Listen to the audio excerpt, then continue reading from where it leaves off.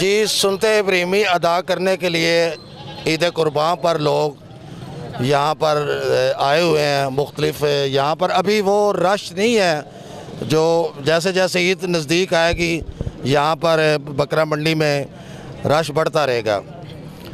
लेकिन हुण जेड़े जेड़े इत्थे मौजूद ने बंदे या जेड़े वेचण वाले लोग दोस्त भाई आए ने इन्हां कोलों असीं पुछदे हां कि हाँ जी ये की है वैड़ा वैड़ी है ये किन्ने दा? 1,25,000 दा जी। एडा महंगा क्यों? भाई जानवर भी तो देखो ना। 1,25,000 दा वजह है जी महंगाई बड़ी है ना जी। महंगाई दी वजह तो तुसी रेट हाई कर छड़िया जी। रेट बनाई वेखो ना लभदी जे शै है कोई नहीं।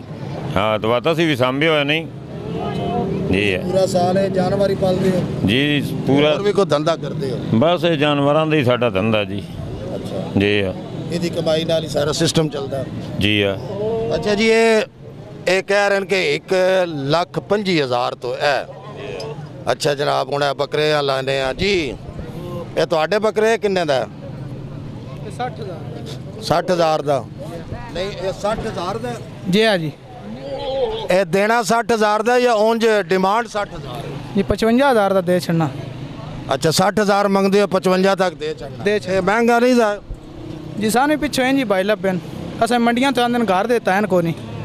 ਇਹ ਤੁਸੀਂ ਆਪ ਨਹੀਂ ਪਾਲਦੇ? नहीं जी आपने नहीं है ਇਹ ਤੁਸੀਂ ਖਰੀਦਦੇ ਹੋ ਕਿੱਥੋਂ ਜਾ ਕੇ ਲੈਂਦੇ ਹੋ? ये बाहर मंडियां तो लिया भी देन। ਕਿਹੜੀ ਜਗ੍ਹਾ ਤੋਂ ਮੰਡੀ ਤੋਂ? ये कुशाब मंडी तो ਅੱਛਾ ਇਹ ਕੁਸ਼ਾਬ ਮੰਡੀ ਤੋਂ ਨਾਲ ਲਿਆਂਦੇ ਨੇ ਤੇ ਆ ਚਿੱਟਾ चिट्टे का 55 दोवां का 55 जी जी हाँ। ਅੱਛਾ ਤੇ ਇਹ ਕਾਲੇ ਦਾ ਕੀ ਰੇਟ ਹੈ? काले का 35,000 रुपये ਇਹਦਾ ਗੋਸ਼ਤ ਕਿੰਨਾ ਕੁ ਹੋਣਾ? 25 किलो जी हाँ। ਅੰਦਾਜ਼ਾ ਤੁਹਾਡਾ अंदाजा ही है अंदाजा ही है 5 ਕਿਲੋ ਗੋਸ਼ਤ ਹੈ।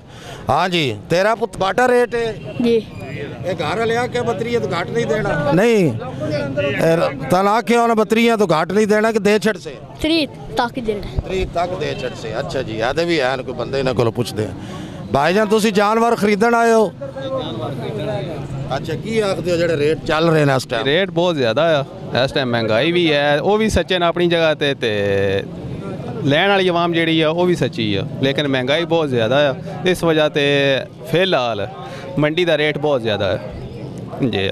शायद ईद नज़दीक आने के नज़दीक शायद कोई कमी पेशी हो जाए शायद कोई कमी पेशी हो जाए जेकन दे बाहर सूरत हाल है वेखण दी मंडी दी उस चांस सही कोई नहीं होंदे कि कोई डाउन हो जान। फिलहाल जेड़ा महंगाई है जी ते कोई चांस नहीं कोई सस्ता हो जाए काम। चलो तो पूछ तुसी जनाब की खरीदण आया वैड़ा या कोई बकरा या लेला? नहीं वैड़ा ही खरीदना सी। ये रेट ही बहुत तेज़ ने आजकल को बस अल्लाह खैर ही करे पता नहीं कोई साढ़े नसीबां च कुछ होंदी भी है कि नहीं होंदी। अच्छा हाँ जी ये उन्हें रेट तुहानू किन्ना दस? ये हुण मंगदे पे ने 1,25,000 रुपये। तुसी की आखिया? नहीं मैं अजे कोई नहीं इन्होंने आख्या लेकिन बहुत ज़्यादा रेट है जानवर के वजन के एतबार नाल। ਤੁਹਾਡਾ ਉਂਝ ਅੰਦਾਜ਼ਾ ਕਿੰਨੇ ਕੁ ਦਾ ਹੋਣਾ ਚਾਹੀਦਾ ਹੈ? मेरा अंदाज़ा है वैड़ 70-75 तो उत्ते नहीं है। 70-75 ਤੋਂ ਉੱਤੇ हाँ ਨਹੀਂ। जी ਅੱਛਾ ਜੀ ਵੇਖੋ ਹੁਣ ਇੱਥੇ ਮੰਡੀ 'ਚ ਅਸੀਂ ਆਏ ਹਾਂ ਕੁਝ ਹੋਰ ਦੋਸਤਾਂ ਦੇ ਫਿਰ ਆਖਰ ਤੇ ਗੱਲ ਕਰਦੇ ਹਾਂ। ਇੱਧਰ ਵੀ ਆਣ ਵੇਚਣ ਵਾਲੇ ਜਿਹੜੇ ਆਏ ਨੇ ਇਹਨਾਂ ਕੋਲ ਵੀ ਪੁੱਛਦੇ ਹਾਂ। ਹਾਂ ਜੀ ਵਾਹ ਜੀ ਵਾਹ ਲੈ ਤਾਂ ਬੜੇ ਕੀ ਬਾਤ ਹੈ। ਅੱਛਾ ਇਹ ਦੱਸੋ ਇਹ ਕਿੰਨੇ ਦਾ? ਇਹ ਜਨਾਬ 45,000 रुपये ਦਾ। 45,000 ਦਾ ਤੇ ਇਹ 50,000 रुपये 50,000 ਇਹ ਲੱਗਦੇ ਤੇ ਇੱਕੋ ਜਿਹੇ ਪਏ ਨੇ? बस ये है निको जो उन फर्क है। ਅੱਛਾ ਇਹ ਇਸ ਤੋਂ ਘੱਟ ਇਹ ਔਨ ਡਿਮਾਂਡ ਹੈ ਜਾਂ ਦੇਣੇ ਹੀ ਇਤਨੇ ਦਾ? चलो जिस लैना होया है फिलहाल तो जनाब इतना चस्के वाले बहु लैना वाला बंदा एक नहीं। ਅੱਛਾ चस्के वाले सारे वेले होंगे तादे ना जट ना अपना टाइम वेस्ट कर आविए चस चुस चाविए जिन्हें मुल्कों का सौदा होंदा पे वो भी बना आविए। ਅੱਛਾ ਅੱਛਾ ਚਸ तो ये निज़ाम है। नहीं नहीं जेड़े कई लोग वेखो ना कुर्बानी ये सुनते इब्राहिमी है लोग कुर्बानी देने वास्ते ही आते हैं लेकिन कई वेखो जिन तुसी रेट दस रहे हो हुण गाहक जेड़ा उसने उस अपना हिसाब किताब भी वेखना होंदा है। जनाब डेली क्रॉस तो अडाली कोल है 33,000 रुपया गड्डी का कराक असी गए हाँ जितों जी लेले खरीद के आते हैं अपनी भी दिहाड़ी नाल 2 मुलाजम भी फिर जारी बात है इन्होंने लेलियां विचों कढ़ना माँ प्यो की तो जगीर वेचनी कोई नहीं इन्होंने लेलियां विचों लेलियां दे ही पैसे कढ़ने लेलियां दे पैसे कढ़ने ना। अच्छा इन्हों का कहना यह है भी सन किराया भाड़ा जोड़ा वो ज़्यादा पैंदा असी दूरों लैके आने हाँ जी करो। ਤੁਸੀਂ ਕੋਈ ਉਹਨਾਂ ਨਾ ਆਖੋ ਨਾ ਉਤਲੀ ਇਮਰਾਨ ਖਾਨ ਸਾਹਿਬ ਰਾਂ ਕੋਈ ਥੱਲਾ ਨਿਜ਼ਾਮ ਕਰਨ ਤਾਂ ਅਸੀਂ ਵੀ ਥੱਲਾ ਕਰੀਏ थले करिए। अच्छा जी, ਸਾਡੇ ਕੋਲ ਵੀ ਮੁਲਕ ਇਹ ਤਾਂ ਮਾਮਲਾ ਉੱਤੇ ਦਾ ਹੈ ਨਾ, ਅਸੀਂ ਪਹਿਲੇ ਥੱਲੇ ਦੇ ਮਾਮਲੇ ਹੱਲ ਕਰ ਲਈਏ। ਅੱਛਾ ਅਰਜ਼ ਇਹ ਹੈ ਵੀ ਮੌਕੇ ਦਾ ਮਾਮਲਾ ਹੱਲ ਕਰੀਏ ਨਾ। ਅੱਛਾ ਜਨਾਬ, ਗੱਲ ਇਹ ਹੈ ਵੀ ਅਜੇ ਉਸ ਤਰ੍ਹਾਂ ਦਾ ਰਸ਼ ਵੀ ਨਹੀਂ ਹੋਇਆ। ਆਸਤਾ ਆਸਤਾ ਜਿਸ ਤਰ੍ਹਾਂ ਈਦ ਨਜ਼ਦੀਕ ਆਂਦੀ ਜਾਏਗੀ ਮੰਡੀਆਂ ਵਿੱਚ ਰਸ਼ ਵੱਧਦਾ ਜਾਏਗਾ। ਲੇਕਿਨ ਫਿਲਹਾਲ ਜਿਹੜੇ ਇੱਥੇ ਹਾਲਾਤ ਨੇ ਉਹ ਇਹ ਨੇ ਕਿ ਗਾਹਕ ਵੀ ਆਏ ਨੇ ਤੇ ਜਿਹੜੇ ਇੱਥੇ ਖਰੀਦਾਰ ਵੀ ਹਨ ਔਰ ਵੇਚਣ ਵਾਲੇ ਵੀ ਲੋਕ ਹਨ। ਇਹਨਾਂ ਦਾ ਕਹਿਣਾ ਇਹ ਹੈ ਕਿ ਸਨ ਜਨਾਬ ਅਸੀਂ ਦੂਰੋਂ ਕਈ ਇੱਥੇ ਐਸੇ ਨੇ ਜਿਨ੍ਹਾਂ ਜਾਨਵਰ ਖੁਦ ਨਹੀਂ ਪਾਲੇ, ਉਹ ਦੂਰ ਦਰਾਜ਼ ਤੋਂ ਲੈ ਕੇ ਆਏ ਨੇ ਔਰ ਦੂਰ ਦਰਾਜ਼ ਤੋਂ ਆਖਦੇ ਨੇ ਕਿ ਸਨ ਕਿਰਾਇਆ ਭਾੜਾ ਜਿਹੜੀ ਮਹਿੰਗਾਈ ਹੈ ਉਹਦੀ ਵਜ੍ਹਾ ਤੋਂ, ਜਿਸ ਤਰ੍ਹਾਂ ਡੀਜ਼ਲ ਤੇਲ ਵਗੈਰਾ ਮਹਿੰਗਾ ਉਹ ਸਨ ਇਤਨਾ ਪੈਂਦਾ, ਉਹਦੀ ਵਜ੍ਹਾ ਦੇ ਉੱਤੋਂ ਇਹ ਸਨ ਜਿਹੜਾ ਨਾ ਅਸੀਂ ਮਜਬੂਰ ਹਾਂ ਇਹ ਮਹਿੰਗਾ ਵੇਚਣ ਤੇ।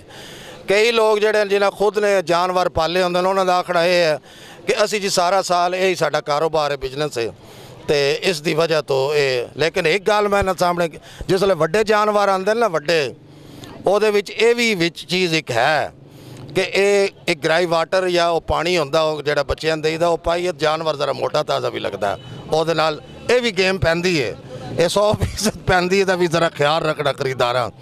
ਲੇਕਿਨ ਮੇਰਾ ਕਹਿਣਾ ਇਹ ਹੈ ਕਿ ਇਸ ਵਾਰੀ ਜਿਹੜੇ ਕਰੋਨਾ ਦੀ ਵਜ੍ਹਾ ਤੋਂ ਮੁਲਕ ਦੇ ਹਾਲਾਤ ਸਨ ਨਾ, ਸ਼ਾਦੀਆਂ ਬਹੁਤ ਘੱਟ ਹੋਈਆਂ, ਸ਼ਾਦੀ ਹਾਲ ਬੰਦ ਰਹੇ ਨੇ, ਗੈਦਰਿੰਗ ਦੇ ਉੱਤੇ ਪਾਬੰਦੀ ਸੀ, ਇਹਨਾਂ ਚੀਜ਼ਾਂ ਸਾਰੀਆਂ ਮੱਦੇ ਨਜ਼ਰ ਰੱਖਦੇ ਹੋਇਆ ਜਿਹੜੇ ਲੋਕ ਆਖਰੀ ਲਾਸਟ ਦਿਨਾਂ ਦੇ ਵਿੱਚ ਜਾਨਵਰ ਖਰੀਦਣਗੇ ਉਹਨਾਂ ਨੂੰ ਜਾਨਵਰ 100% ਸਸਤੇ ਮਿਲਣਗੇ, ਕਿਉਂਕਿ ਉਸ ਵਕਤ ਵੇਚਣੇ ਵਾਲੇ ਦੀ ਵੀ ਮਜਬੂਰੀ ਹੁੰਦੀ ਹੈ ਤੇ ਜਿਹੜੇ ਖਰੀਦਾਰ ਹੁੰਦੇ ਨੇ ਉਹਨਾਂ ਨੂੰ ਇਸ ਚੀਜ਼ ਦਾ ਰਿਲੀਫ ਜ਼ਰੂਰ ਮਿਲੇਗਾ।